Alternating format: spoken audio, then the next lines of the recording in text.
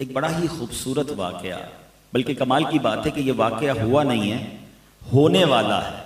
मगर सरकार दो आलम अलैहिस्सलाम जो अल्लाह की अता से अल्लाह ने उन्हें अपनी वही के ज़रिए, अल्लाह ने अपनी अताओं के ज़रिए उन्हें वो नॉलेज अता फरमाई कि जब हम हदीसों को पढ़ते हैं तो ईमान ताज़ा हो जाता है। नबी पाक ने क़यामत के दिन पेश आने वाला एक वाकया बयान फरमाया। आका अलैहिस्सलाम फरमाते हैं क़यामत का दिन होगा, हज़रत आदम अलैहिस्सलाम सब्ज़ लिबास पहने अर्शे इलाही के साए में तशरीफ़ फरमा होंगे और देख रहे होंगे कि उनकी औलाद में से किस किस को जन्नत में ले जाया जा रहा है, किस किस को दोज़ख में ले जाया जा रहा है। आप अबुल बशर हैं, सबके वालिद हैं, तो हम सब उनकी औलाद में से हैं। हमें जो आदमी कहा जाता है ना, उसकी वजह एक ये है कि हम हज़रत आदम की औलाद से हैं। वो क़यामत के दिन देख रहे होंगे कि मेरी औलाद में से कौन कौन जन्नत में जा रहा है, कौन कौन दोज़ख में जा रहा है। उतने में हज़रत आदम अलैहिस्सलाम की नज़र पड़ेगी कि जनाब रसूलुल्लाह सल्लल्लाहु तआला अलैहि वसल्लम का उम्मती, उसे फरिश्ते जहन्नम की तरफ ले जा रहे हैं।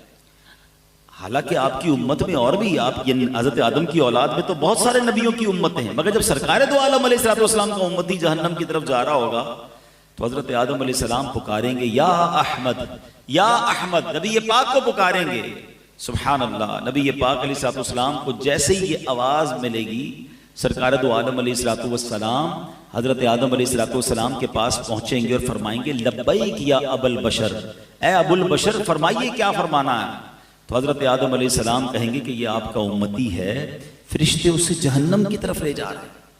नबी पाक अलैहिस्सलाम फरमाते हैं कि जब मैं ये सुनूंगा तो मैं हज़रत आदम अलैहिस्सलाम की सदा सुनकर फरिश्तों के पास जाऊंगा और आका फरमाएंगे ऐ मेरे रब के फरिश्तों ठहर जाओ। फरिश्ते अर्ज करेंगे या रसूलल्लाह सल्लल्लाहु अलैहि वसल्लम, हम तो महकूम हैं, हमें जो ऑर्डर होता है हम वो करते हैं, हम अल्लाह की नाफरमानी तो नहीं करते, हमें ये हुक्म मिला है तो हम फरिश्ते इसको लेकर जहन्नम में जा रहे हैं। तो अब नबी पाक अलैहिस्सलाम अपने मुबारक हाथों से अपनी दाढ़ी को पकड़कर अर्शे इलाही की तरफ रुक करके अर्ज करेंगे ऐ मेरे रब, क्या तूने मुझसे वादा नहीं फरमाया कि मेरी उम्मत के मामले में मुझे गमगीन नहीं करेगा। प्यार तो देखें, अपनी उम्मत से मोहब्बत तो देखें। आका खुद फरमा रहे हैं कि मैं रब की बारगाह में अर्ज करूंगा, ऐ रब तूने मुझसे प्रॉमिस नहीं किया कि मेरी उम्मत के बारे में मुझे गमगीन ना फरमाएगा। अब फरिश्तों को हुक्म दिया जाएगा अतीउ मुहम्मदा, मुहम्मद अलैहिस्सलाम की फरमा बरदारी करो। ये हुक्म मिलते ही क्या होगा, आला हजरत इमाम अहले सुन्नत अपने एक शेर में लिखते हैं, छोड़कर मुझको फरिश्ते कहें महकूम है हम। अब तो हुक्म ऑर्डर बजा लाने का हुक्म मिल गया ना, छोड़कर मुझको फरिश्ते कहें महकूम है हम, हुक्म वाला की ना तामील हो ज़ोहरा क्या है। हुजूर आपका हुक्म नहीं मानेंगे तो किसका मानेंगे। अब नबी पाक फरमाएंगे कि इस बंदे को फिर मीज़ान अमल पर लाओ। अमाल तोले गए होंगे, रिजल्ट अनाउंस हो गया होगा, गुनाह ज्यादा होंगे, जहन्नम में जाने का फैसला हो गया होगा, मगर आका फरमाएंगे फिर मीज़ान पर लाओ, फिर इसकी अमाल तोलो। अब जब उसके अमाल तोले जाएंगे तो नबी पाक अलैहिस्सलाम फरमाते मैं अपनी जेब से एक कागज का टुकड़ा निकालूंगा और उसकी नेकियों के पल्ले पर रख दूंगा। जिसके गुनाह ज्यादा हैं, नेकियां कम हैं, आका फरमाते अब मैं अपनी जेब से एक टुकड़ा निकालूंगा कागज का और उसके नामा या माल में नेकियों के पलड़े पर रख दूंगा। नबी पाक फरमाते जैसे ही वो पर्चा रखूंगा उसकी नेकियों का पलड़ा भारी हो जाएगा।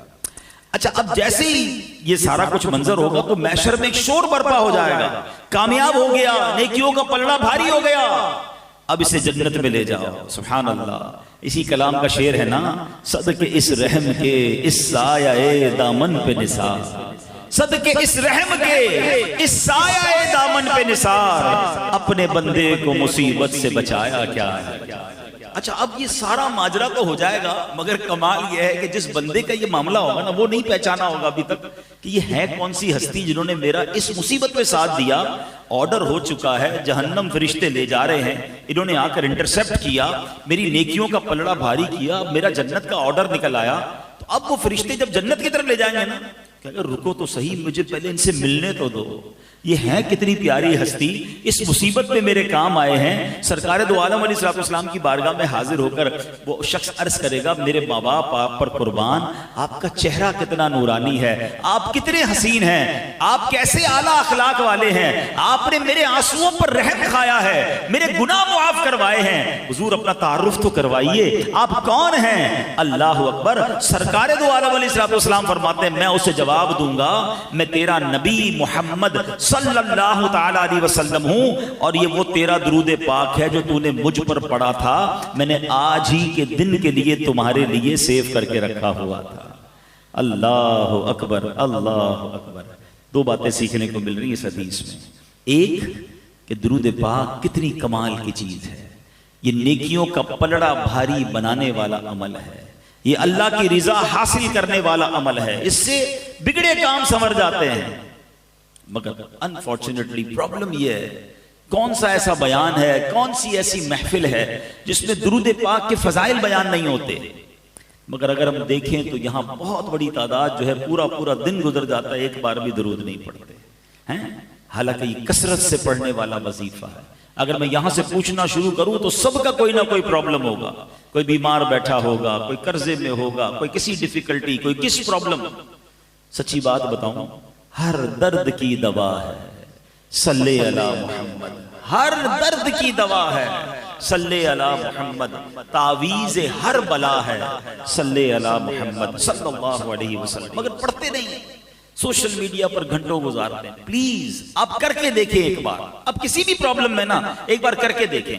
आप कसरत से दुरूद पाक पढ़ना शुरू कर दें, अपनी आंखों से अपनी मुसीबतें हल होते हुए देखेंगे, आपके शोल्डर से बर्डन रिलीज होते हुए आप देखेंगे, आपके दिमाग पर अगर कोई टेंशन है आप उस पर रिलीफ होता हुआ खुद अपनी आंखों से देखेंगे, आप रोजी में बरकत देखेंगे।